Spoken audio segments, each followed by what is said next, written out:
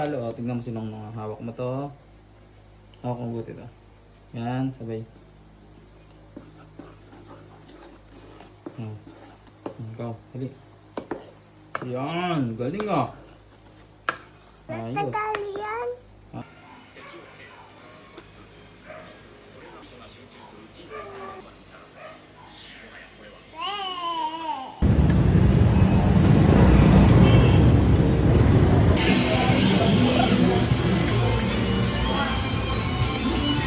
So guys, pang day 179 na, nagkamali pala ako ng posting. So, nadoble ko yung 176 days. Ang pinost ko kahapon 177. So dapat 178 yun. So by the way, bukas mag-workout na pa pala ako.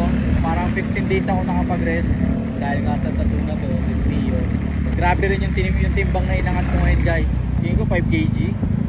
15 days 5 kg, no, grabe. For me, ano to, motivation lang ulit. Hindi naman ako nagsisi kung ano yung nangyari, kung ano yung na-gain ko, kasi para sa akin, nag-ano rin ako eh, nag-diet break na rin ako. Bukas, titignan natin kung ano yung starting point ko. Excited na ako mag-workout ulit. Yun lang, that's it for today. Pang day 179 ang pag-post natin consistently, and see you again tomorrow guys.